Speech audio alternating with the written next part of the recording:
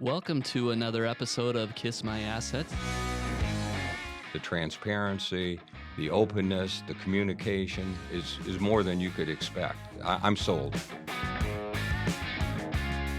Don't let the fact that you don't know something or don't know enough about something hold you back. I knew I wanted to invest. What better way to invest than to invest in what I already know that I love, which is real estate. It was initially the 12% return, but it quickly turned into the people.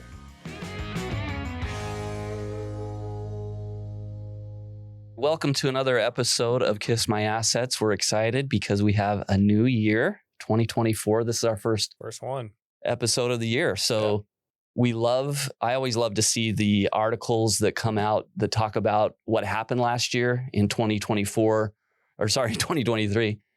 And kind of wraps up the year. And then you get all the new articles and predictions about 2024. And last year, I was one of the contributors for the Forbes article on what would happen with the multifamily market in 2023. And we were pretty right, pretty accurate. There was about 10 contributors in the article, and it was one of the top articles read in Forbes last year. But we expected the construction that was added in apartments across the country would kind of keep rents flat, but that things would start to stabilize, because if you remember in 2022 and 2021, rents and property values went up a lot. Last year, things really flattened out.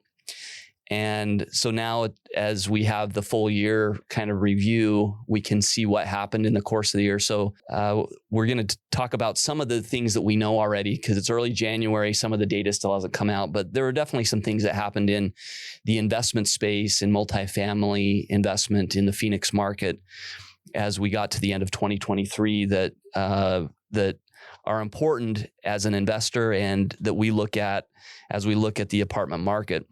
The first thing I want to touch on is that last year, the continued growth of the desire to be in downtown urban areas. This is kind of something that has been a debate with COVID and with people leaving downtown areas, the big ones like New York and LA, Chicago, because a lot of them are working from home, that there isn't quite that core in those big areas. But then you have places like Phoenix that there isn't nearly the office footprint in the downtown areas. So the downtown areas are actually doing fairly well, even though some people are moving from downtown offices to home office. And we saw that again this year, so that downtown areas continued to thrive in 2023. And I think anyone who was in Phoenix, whether it be for work or events or getting a bite to eat, our downtown area is doing quite well. Well, and I think that's one of the main things we're seeing a difference of. They're not necessarily going to live in downtown for the office, but for the culture that's around there now. Being able to be so close to everything, that kind of urban environment, especially since you're working from home, you want to engage socially really quickly. And just to be right there in the heart of everything seems to be a crucial piece for everybody. Yeah, and you can look at the data and you can see, the amount of cars driving in the downtown. You can track foot traffic in the city, but going to a city, you'll also feel that it's more packed as well. In 2020, every year I go to Chicago for a Cubs series in the summer, and in 2020 I couldn't go because of COVID, obviously. 2021 I went, and let me tell you, it was depressing. No one was in the city. It's my favorite city in the world. The 6 feet rule was in full tact. Some of my favorite coffee shops, small businesses were closed down. So 2021 went to the game, wasn't as fun because the city wasn't packed. 2022, there's no more 6 feet rule, but you still have the vax card in order to get in anywhere. And then I went back past summer in 2023, and the city finally felt like it was back to normal again, where it's just packed with people. So it seems like this cycle from COVID is finally ending. And we can see a giant increase in downtown areas. The other thing that's happening is that the office market, which we know is struggling because of all of this remote work, it's a long process because a lot of the companies that are in those offices have long-term leases. So the thought is when those leases come up over the next 5 years. And a lot of times those are 10 and 20-year leases. But as they come up, they won't renew them, or they'll renew a lot less square footage. But what we saw in 2023 is the downtown areas actually did fairly well. The occupancy was stable. What they call suburban offices, these suburban office parks, those are the ones that really struggled and saw higher occupancy, as we're early in this office transition process. So we continue to be optimistic about the downtown areas. And we talked a lot about last year, all the development projects that are coming in Phoenix and downtown. I live in central downtown area. I really love it here. It offers more of that kind of culture, vibrancy that you get in the suburbs, and continue to believe that it's going to be where people who are moving here want to go. Well, and I think one other thing we've noticed is those office spaces could be converted into other uses, either into a big co-work space, changed into an apartment style living. Like, I think we're going to see office spaces converted into a lot of different uses going forward. Okay, I'm going to shift to one of the other things that came out at the end of the year is that consumer confidence has been up and down over the last couple of years with COVID, with inflation. Right now, consumers are feeling more confident about the economy because inflation has leveled off and wages have stayed strong. So there's a lot of reasons why consumers feel good going into 2024 as 2023 has wrapped up. And specifically in the third quarter of the U.S. apartment market, third quarter of last year absorbed almost 100,000 units across the country. And that was still below some of the quarterly demand tallies that were needed across those markets. So when it comes to apartments, we did see a lot of apartments broadly, and this is nationally, but it's still not more supply than what the demand is across the country. And so when it comes to the apartment market, there's because obviously apartments are paid for by consumers, so consumer confidence matters. And as we look at the consumer, in 2022, it hit a record low. You had high inflation, you had a lot of uncertainty about when things would stabilize. And then, and if you're watching on YouTube, you can see this chart from RealPage. Consumer confidence in the third quarter has started to kick back up into higher sentiment, and that also corresponds with, from the apartment standpoint, with the what we call the absorption rate, which is how quickly new apartments are being leased up. So if you look at this chart, it has both the consumer confidence getting higher and the absorption rate getting to a sustainable level as well. And the consumer sentiment index comes from University of Michigan, so they do this survey, and right now consumers are feeling good about things. Yeah, so in the past, during uncertain times, it's pretty standard that a renter may stay in a Class B property for longer rather than moving to Class A and taking on a larger rent obligation. And we've seen this in Arizona quite a bit. You have a lot of these new luxury units coming onto the market, but folks are choosing to stay in their Class B apartments, and they may not have all the amenities in the world, but they're saving money and they were playing it safe in these uncertain times. So now as we have all these new Class A units coming to market, I think we'll see that stabilization that you're talking about. Yeah, and it's a great point, because as consumers feel more confident, and let's say they're in a Class B, Yep. They're not ready to buy a home yet, and they see the home market still tight, but they say, hey, things are looking pretty good. Why don't we go spend another couple $100 a month, move into a new unit that's brand new, either newly renovated or newly constructed.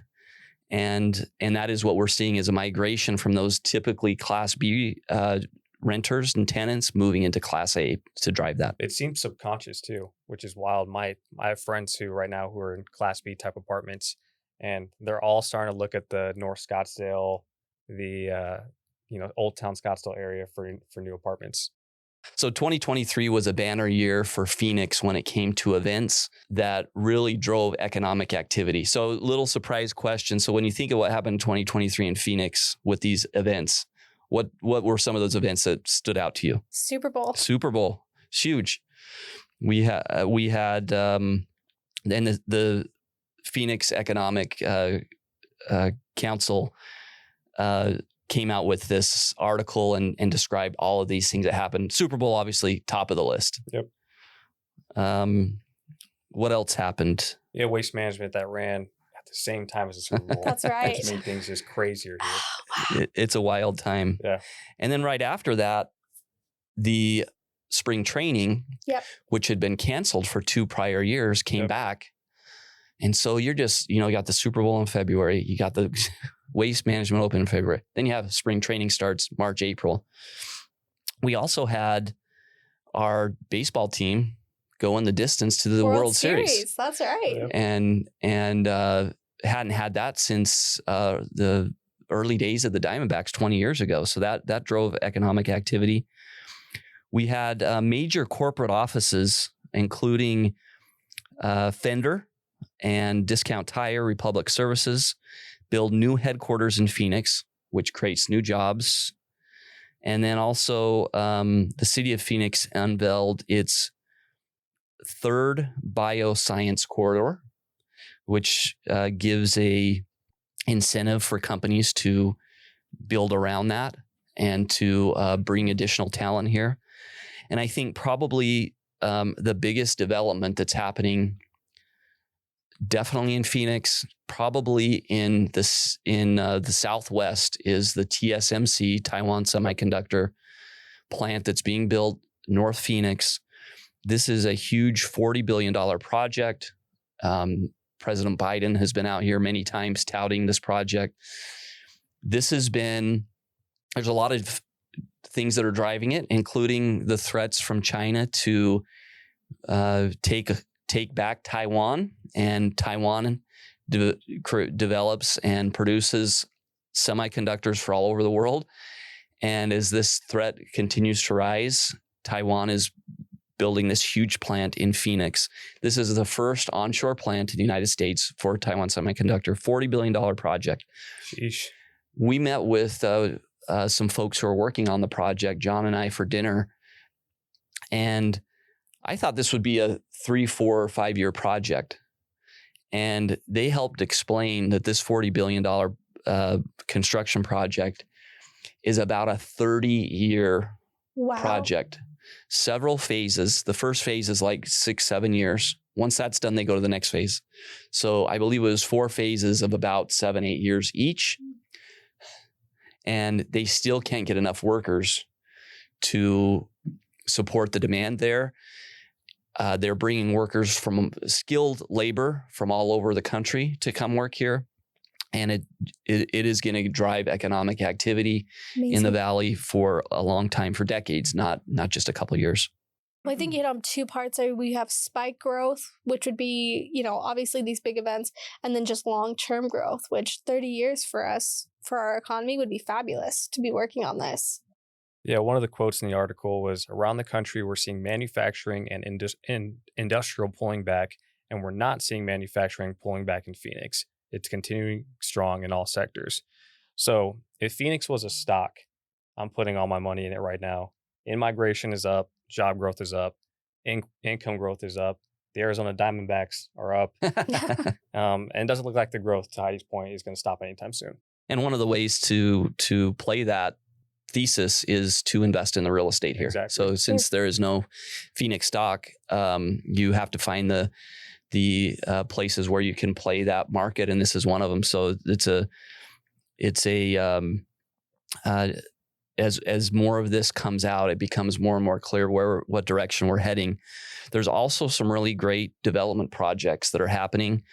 Some of them we've talked about last year, but the one of the big ones is the new Paradise Valley Mall, which is going to include Lifetime Fitness and their new big apartment brand, Park Central, which is in Midtown, Thomas and Central. That's been a big project that is now getting completed. I think there's some people who work here that go to that gym there. Mhm.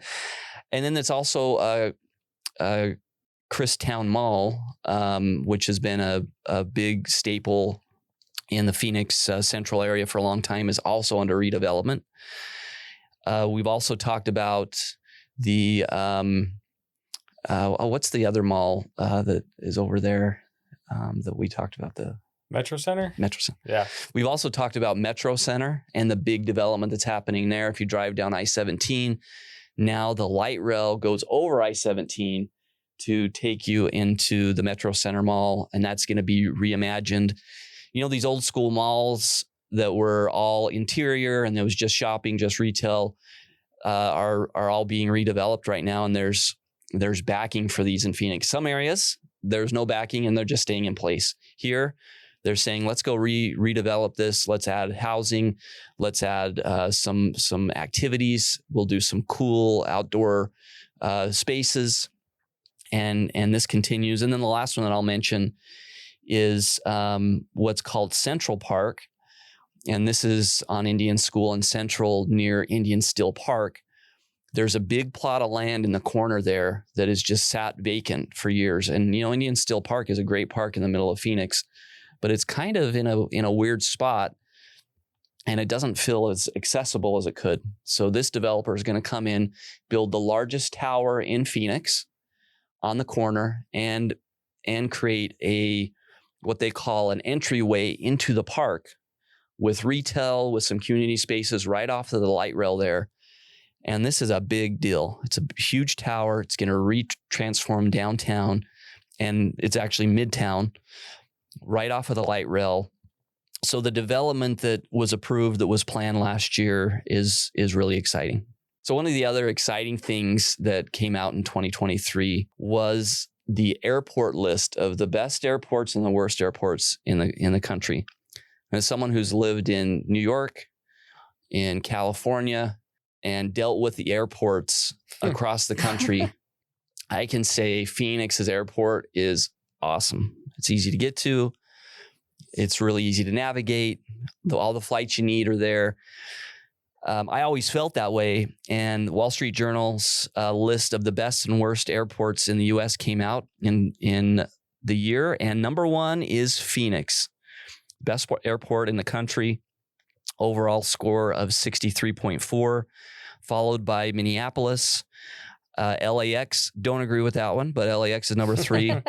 Atlanta, 4, don't agree with that one. And then Detroit, 5. You've got quite a bit of opinions on airports. I didn't even realize people had this much Yeah, feelings about LAX it. is a mess if you ask me. Wow. I do agree with their list of the worst airports, and now I'm trying to find that. Oh, maybe I was looking at the wrong thing. Scratch that. So some of the things they talk about, and if you're watching on YouTube, you can see the graphics that Wall Street Journal put up. But they talk about how easy it is to navigate Sky Harbor, which is our Phoenix airport, Yep. with the new terminals that came in 2022. Terminal 3, which was redesigned, opened, and they opened new lounges, restaurants. They also talk about how the restaurants in Sky Harbor are some of the best restaurants in the whole valley, and they're in the airport. A lot of them are local restaurants that have places in Phoenix, and they added a restaurant in the airport itself. And look, the city's upgrading the airport. We have good restaurants and facilities there, and it's easy to get there. Whether you're parking, driving, taking an Uber, taking the light rail, and you can get to where you need to get to. Yep. Yeah, I think a big difference between Phoenix Sky Harbor and other airports across the country is the parking is so much easier. If you do amazing. if you pay for a lot, the SkyTrain will pick you up, take you right to your terminal, and then from there it's smooth sailing. It's never been hard, and it's only getting better. Well, in one of the articles, they noted one of the best parts about Phoenix Airport is the taxi time out of the airport into the city. Yep. So number one at 14 minutes and 56 seconds and into the airport, going out of the airport, and then 7 minutes coming into the airport. And so they've just created a system that is so efficient in getting you in and out without being stuck, trying to worry about missing your flight. Yeah. And like that's the worst part about, I mean, in my opinion, the worst part about traveling is not the actual in the airport experience, at least now. It's the waiting for the Uber after, trying to tell your family to pick me up on this curb and they have to do laps. Yeah. Sky Harbor's got it down where it's you're in and you're out. So the last thing that we're going to touch on today is an article from Wall Street Journal that's entitled "The Rise of the Forever Renter." This is something that we talk about a lot. Is you have a culmination of factors that have happened where housing to buy a house is more expensive now. Not only are interest rates higher, but the price of the house is higher. And a lot of younger folks have kind of said, I'm not going to do everything like my parents. I'm okay renting. I'm okay having a flexible lifestyle. I'm okay calling my landlord when my AC goes dead rather than have that additional cost. And that doesn't mean that they are not saving money and investing, because they actually are. They're saving money and investing still, but they're not doing it the same way that their parents have, which has all largely been buy a home, let that equity grow. And the myth is your home is your largest asset. That's always what's been said, but it's not an asset until it's making you money. In my definition, your home never makes you money until you get to the very end and you might be able to sell it. It's not the only way to handle housing. And a lot of people, younger folks, are saying, I'm okay renting. And the Wall Street Journal digs into this and talking about forever renters, how this trend has really changed the landscape of home ownership across the U.S. Yeah, so I brought one of these. I don't know if some of our viewers remember this. It's called a newspaper. And this is The Rise of the Forever Renters from the Wall Street Journal. One of our investors actually came up here and dropped it off on my desk and was like, you guys need to read this. It's everything you guys are doing. It's why people are choosing to rent. And some of the cool data points I found in here. I'll open it up. Well, this is amazing. Yeah. So the number of renter households with incomes of more than $1 million reached a record high of 4,453 in 2022 in the U.S. I thought that was a wild statistic. And then another one, Brian Alvarez, he's a chief executive officer for a financial consultancy agency. It's a pretty large agency. He pays about $3,200 a month, including parking, utilities in a one-bedroom apartment in Tampa's high-end, downtown district. And he appreciates that because he gets a rooftop pool, he gets dry cleaning pickup, concierge service, so many other amenities that by having a home that he's paying for with the $3,200 a month for a mortgage, he would not be able to have all that.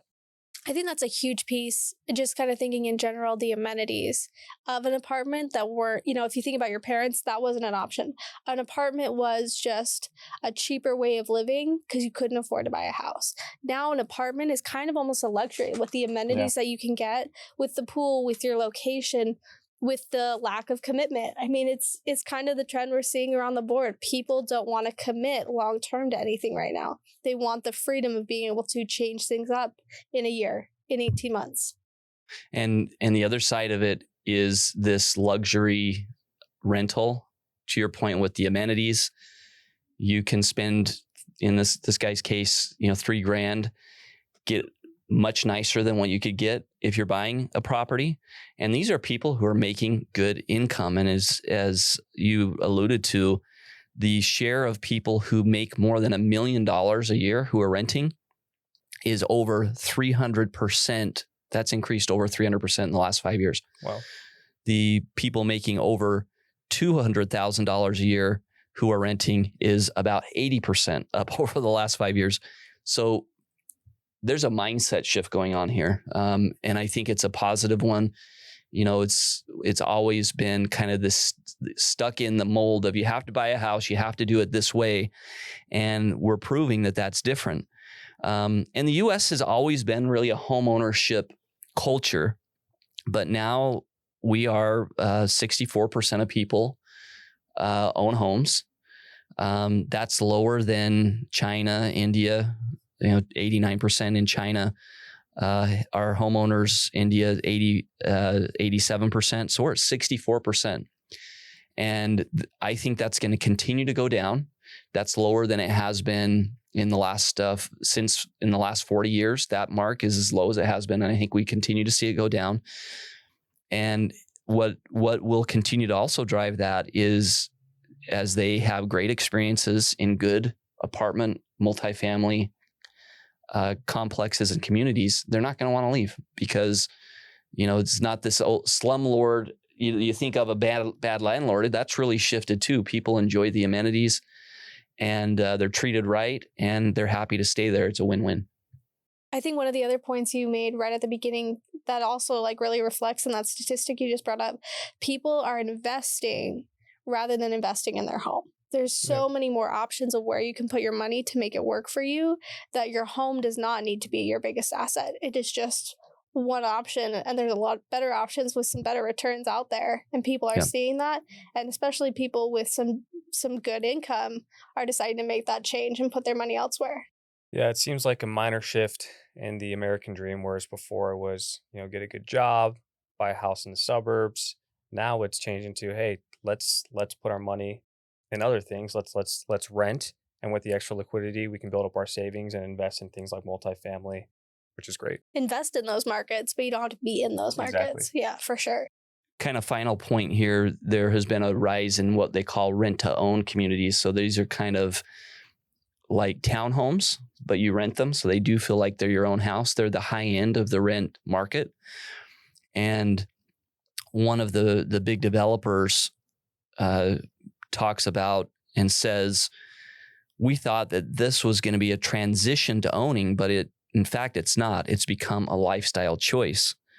He says that tenants who sign 2-year leases renew their contracts 80% of the time, and which is above the overall industry re-signing average of 60%. Wow. So these rent-to-own communities, people are re-signing, staying there, saying, we're going to be here for a long time.